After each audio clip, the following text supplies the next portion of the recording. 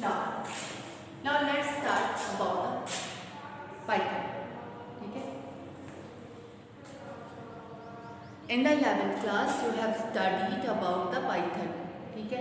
और in the 12th class you will study the detailed means advanced topic about the Python. So before writing the advanced, you should have to remember about the basic one. What the base in the basic one you should know. So before the basic, I am summarizing what is the language. Language is the way of communication. Means दो के बीच में communication का काम करती है language. ठीक है? जैसे आपको काम कंप्यूटर में करना है और आपको उसे बताना है. ठीक है? तो कंप्यूटर कौन सी लैंग्वेज अंडरस्टैंड करता है? That is the binary. और आपको कौन सी लैंग्वेज आती है? आपको दूसरी लैंग्वेज आती है, आपको बाइनरी लैंग्वेज नहीं आती. सो कंप्यूटर से काम कराना है में आपने या तो कंप्यूटर की लैंग्वेज में लिखिए, कंप्यूटर आराम से समझ लेगा. नहीं तो आपको चाहिए एक मीडिएटर जो आपकी लैंग्वेज में लिखे प्रोग्राम को ले कंप्यूटर की लैंग्वेज में कन्वर्ट करे. पाइथन में ये काम इंटरप्रेटर करता है.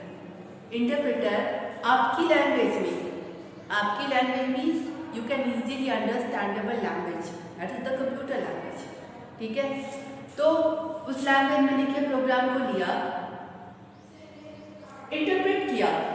Here the compiler interpreter both. यहाँ पर आप पाइथन पढ़ रहे हैं, पाइथन इंटरप्रेटर यूज करता है. तो interpreter is the mediator which take your program and convert it to the computer language so that. क्यों? क्योंकि काम तो कंप्यूटर ने करना है. आपने प्रोग्राम लिखा है तो लिखा तो कंप्यूटर के लिए है, काम उसको कंप्यूटर ने करना है. तो कंप्यूटर की लैंग्वेज में कन्वर्ट किया और कंप्यूटर फिर आराम से समझ सकता है कि आपने क्या करने के लिए लिखा है, क्या लिखा है. तो जो भी काम आपने लिखा है कंप्यूटर उस प्रोग्राम को, उस वर्क को परफॉर्म कर दिया. ठीक है? अब आते हैं कि पाइथन लैंग्वेज में आप कोई भी प्रोग्राम लिखते हैं. ठीक है? देखिए किसी भी लैंग्वेज में, जैसे आप हिंदी, इंग्लिश ऐसा कुछ भी आप सीख रहे हैं तो आप उसको टर्म सीखने पड़ते हैं कि क्या क्या उसमें टर्म्स यूज होते हैं. ठीक है? तो पाइथन में इस चीज को टोकन बोलते हैं. आप एक लैंग्वेज सीखने जा रहे हैं या आप सीख चुके हैं, आई एम समराइजिंग. ठीक है? आपने एक लैंग्वेज सीखी तो उस लैंग्वेज की किस किस चीज से मिलकर बनी थी. ठीक है? द स्मॉलेस्ट एंटिटी जिसको मिलाकर आपने कोई एक मीनिंगफुल सेंटेंस लिखा तो वो smallest entity is called the token. वो स्मॉलेस्ट एंटिटी कुछ भी हो सकता है. ठीक है? तो अब देखते हैं वो स्मॉल, मतलब आपकी लैंग्वेज में आपने कोई भी चीज़ लिखी, अब उस कोई भी चीज़ में क्या क्या चीज़ें मिलाकर आपने उस किसी भी सेंटेंस को या पूरे प्रोग्राम को बनाया में क्या क्या चीज़ें थी, वो चीज़ें स्मॉलेस्ट एंटिटी जिसे और स्मॉल नहीं कर सकते, उसकी मीनिंग बदल जाएगी. That is the token. अब टोकन में होता क्या क्या है, मतलब आपका प्रोग्राम की लैंग्वेज में जो चीज़ें आप मिला रहे हैं वो चीज़ें होती क्या क्या है. Main they are keywords,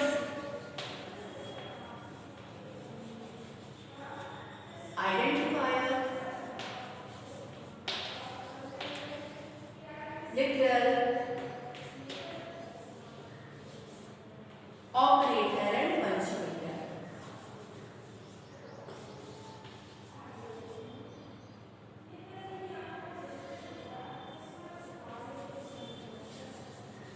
What is this? What are these? ठीक है? आपने एक प्रोग्राम लिखा, अब उस प्रोग्राम में क्या क्या हो सकता है, में प्रोग्राम में आपके कीवर्ड्स हो सकते हैं. कीवर्ड्स क्या होता है? कीवर्ड्स जिनकी मीनिंग उस लैंग्वेज में फिक्स है. मतलब आप क्या यूज कर रहे हैं? Python language. आप उस पाइथन लैंग्वेज में कोई सेंटेंस लाइन लिखकर कंप्यूटर को देंगे, कंप्यूटर उस वर्क को करेगा. में उस लाइन में कीवर्ड्स हो सकते हैं. कीवर्ड्स जो पाइथन के इंटरप्रेटर में जिसकी मीनिंग पहले से फिक्स है, ठीक है। For example if means you are checking the condition, तो if is a keyword, while means you, it means checking the condition, while means loop, and इधर पाइथन पहले दो को तो if, as, while and that is used for the function word। तो वो word जिनकी meaning Python में पहले से डिसाइडेड है वो वर्ड कीवर्ड्स कहलाते हैं, ठीक है। आपके वो वर्ड आपके प्रोग्राम में आएंगे तो वो स्मॉलेस्ट एंटिटी जिनकी मीनिंग पहले से डिसाइडेड है, आपको बताई जाए ये मीनिंग है, वो वर्ड आपके कीवर्ड होते हैं, ठीक है। आइडेंटिफायर क्या होता है? When you are giving name, अब आप नाम किसको देंगे? आप नाम दे सकते हैं किसी वेरिएबल को, ठीक है, फंक्शन को, क्लास को, ठीक है। तो क्लास इज द कीवर्ड, लेकिन एक ही क्लास तो नहीं, आपने बहुत सारी क्लासेस बनाई तो हर क्लास को आपको अलग अलग नाम देना पड़ेगा, ठीक है। सेम है तो variable means a memory location, और मेमोरी लोकेशन तो एक मेमोरी लोकेशन तो आपने नहीं डिक्लेयर की, ढेर सारी डिक्लेयर की, तो हर मेमोरी लोकेशन को आपको अलग अलग नाम देना पड़ेगा, ठीक है। फंक्शन आप डिक्लेयर कर सकते हैं, ढेर सारे फंक्शन डिक्लेयर कर सकते हैं, तो हर फंक्शन को आप अलग अलग नाम देंगे, ठीक है। तो वो जो नाम यूजर देता है वो भी तो आपके प्रोग्राम का पार्ट होगा, ठीक है। तो वो नाम, वो identifier, the name is given by the user is the identifier. अब यहाँ पर कोई भी जब यूजर के ऊपर है, यूजर नाम दे रहा है, तो यूजर के नाम देने में कुछ रूल्स आ जाते हैं कि आप सारे नाम नहीं दे सकते, मतलब अपनी मर्जी का कुछ भी नहीं दे सकते, आपको इस सर्टेन रूल को फॉलो करते हुए किसी भी चीज को नाम देना है, ठीक है। नाम आप डिसाइड कर रहे हैं, मगर डिसाइड करने में कुछ रूल्स फॉलो करने पड़ते हैं। ये पहला रूल ये होता है कि वो नाम कोई कीवर्ड नहीं होना चाहिए। आप किसी वेरिएबल को एक नाम नहीं दे सकते, वाइल नाम नहीं दे सकते, एल्स नाम नहीं दे सकते, क्यों? क्योंकि इस सारे वर्ड की अलग मीनिंग है, और फिर वो वर्ड आपका किसी वेरिएबल का नाम, किसी फंक्शन का नाम अलाउ नहीं है, ठीक है। आप वो नाम किसी नंबर से फर्स्ट कैरेक्टर, जो भी नाम आपने दिया उसमें ढेर सारे कैरेक्टर हो सकते हैं, first character should not be a number, should not be a number. जो भी नाम आपने दिया उस नाम का पहला कैरेक्टर कोई नंबर नहीं होना चाहिए, ठीक है। उसके बाद शुड स्टार्ट विथ कैरेक्टर, मतलब फर्स्ट कैरेक्टर, मतलब आपके नाम में ढेर सारे कैरेक्टर, नंबर सबसे मिला जुला के आपका नाम बन सकता है, लेकिन नाम का पहला कैरेक्टर कोई नंबर नहीं होना चाहिए। बाद में नंबर अलाउ है, पर पहले कैरेक्टर में नंबर अलाउ नहीं है, यानी पहले कैरेक्टर में सिर्फ कैरेक्टर्स होने चाहिए। वो कैरेक्टर कैपिटल स्मॉल कैसे भी हो सकते हैं, पर कैरेक्टर होना चाहिए। और under the underscore is also a character, allowable character, means आप ये नाम दे सकते हैं, ठीक है, लेकिन आप कोई नंबर नहीं दे सकते, ठीक। उसके बाद special symbols are not allowed, special symbol are not allowed, मतलब आप नाम कोई भी नाम दे रहे हैं उस नाम में कोई भी स्पेशल सिंबल नहीं होना चाहिए, ठीक है।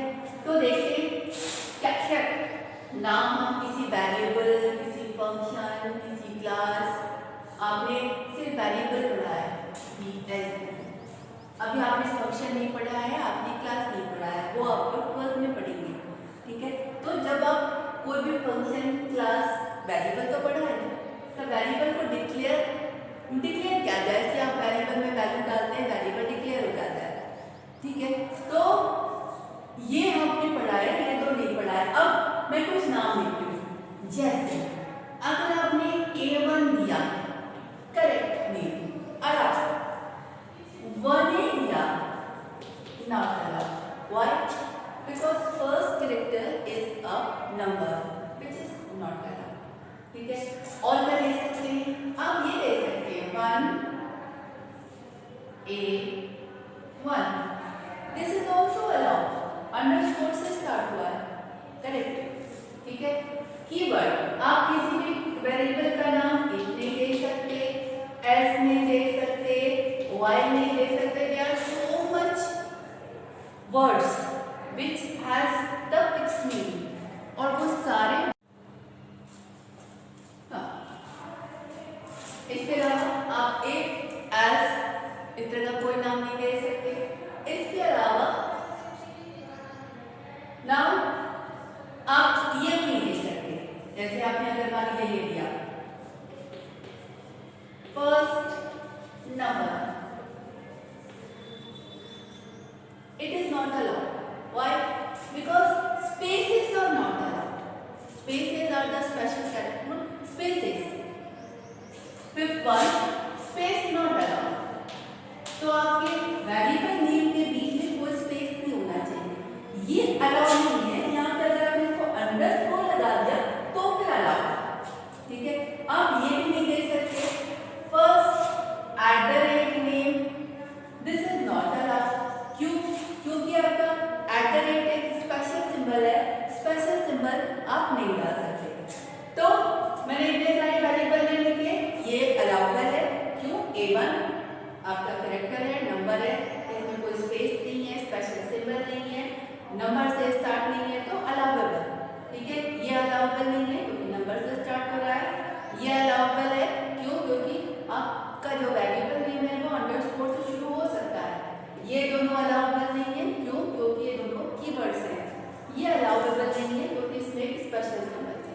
तो अगर आप किसी वेरिएबल या क्लास देखिए, जब आप नाम देते हैं that is called the identifier.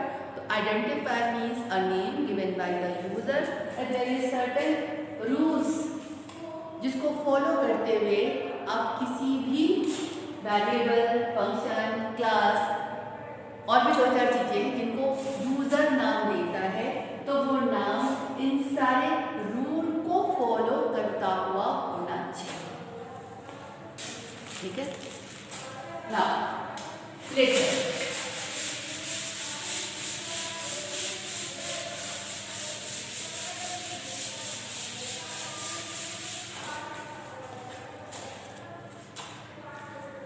तो कीवर्ड हो गया, आइडेंटिफायर हो गया। Now come to the literal. Literal क्या होता है? Literal is the constant. Constant means the fix one. Fix one मतलब जिनकी वैल्यू फिक्स है, चेंज नहीं होती। For example if you are saying 10, 10 means 10, not 9.9, not 10.1, it's a fix. 10 means fix 10।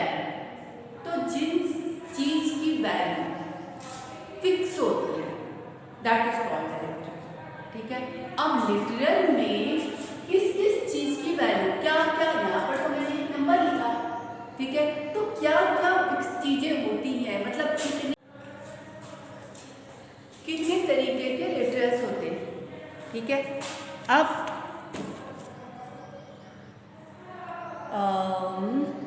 सबसे पहले हम लोग आते हैं स्ट्रिंग लिटरल।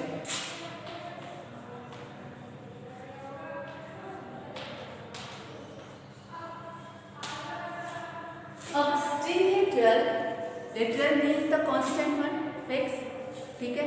अब आते हैं स्ट्रिंग लिटरल में। आपके पाइथन में 2 तरीके के होते हैं, एक होता है सिंगल लाइन, दूसरा होता है मल्टी लाइन, ठीक है। सिंगल लाइन लिटरल मतलब वो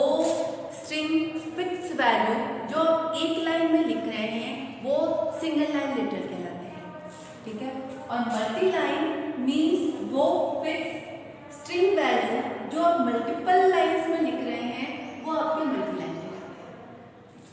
अब आइए पहला सिंगल लाइन स्ट्रिंग लेटर। आपका पाइथन स्ट्रिंग लेटर को लिखने के लिए दो प्रोवाइड करता है, डबल कोड या सिंगल कोड। आप दोनों यूज कर सकते हैं, बोथ आर अलाउड है।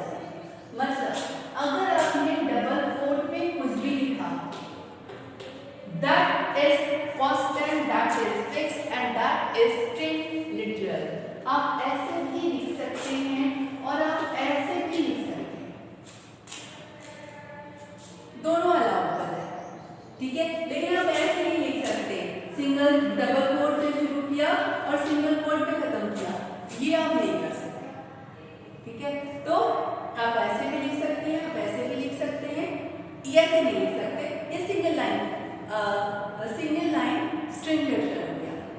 स्ट्रिंग लेटर मीन्स स्ट्रिंग क्या होती है? कॉम्बिनेशन ऑफ कैरेक्टर्स, ठीक है।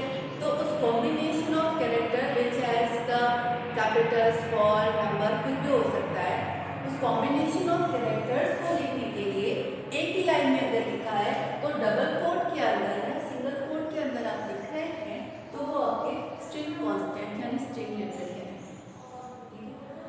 अब मल्टी लाइन का मतलब होता है आपको जो कांस्टेंट या लेटर लिखना है वो मल्टीपल लाइंस में है। तो मल्टीपल लाइंस में लिखने के लिए दो तरीके, एक आपने लिखा दिस वन, उसके बाद आप बैक स्लैश लगा दीजिए, ठीक है। बैक स्लैश आगे डिनोट करता है कि ये लाइन आपकी खत्म नहीं हुई है, अभी ये और आगे है। उसके बाद अगला लिखा, फिर बैक स्लैश लगाया, फिर लिखा और डबल कोट लगाया। You are writing string multi line string letter using this, और इसको बोलते हैं बैकस्लैश। आपका बाद वाले कैरेक्टर की मीनिंग को चेंज कर देता है, मतलब ये लास्ट कैरेक्टर आपका न्यू लाइन कैरेक्टर है। जनरली पाइथन इंटरप्रेटर में क्या होता है, लाइन बाय लाइन इंटरप्रिटेशन, यानी जब पाइथन को न्यू लाइन मिलता है वो इंटरप्रिटेशन शुरू कर देता है। अब अगर आपने बैकस्लैश लगा दिया means you are changing the value of the new line, means Python को आपने रोक दिया कि अभी वो इंटरप्रिटेशन शुरू नहीं करेगा। कब शुरू करेगा? जब उसे डबल कोड मिल जाएगा, ठीक। तो डबल कोड से starting, if you are writing the multiple line in letters in multiple line, you can use the backslash. पहला तरीका मल्टी लाइन स्ट्रिंग को लिखने का, ठीक है। दूसरा तरीका you can use the triple code. तो 3 सिंगल कोड और 3 डबल कोड कोई भी आप यूज कर सकते हैं। क्या होता है ऐसा कि अगर if you are using 3 single quote और 3 डबल कोड, तो अब आपको लाइन के खत्म होने पर कोई बैकस्लैश नहीं लगाना पड़ेगा, ठीक है।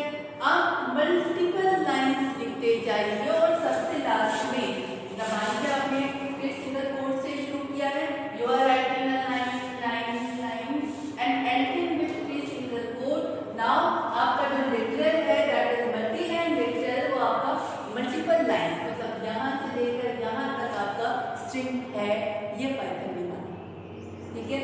You can use either the single quote, 3 single quote और 3 डबल कोड से स्टार्टिंग और सेम 3 सिंगल कोड या 3 डबल कोड पे ending, that is the multi line.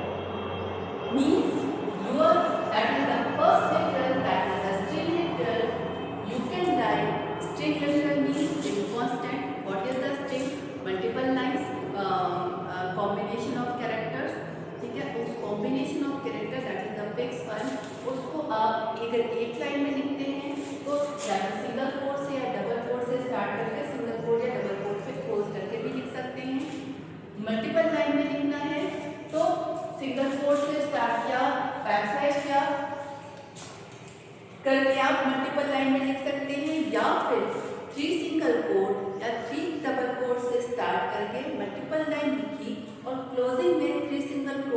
Double coat लगा दिया, आपका multi line string lateral you can right, ठीक है, ओके सफिशिएंट, थैंक यू।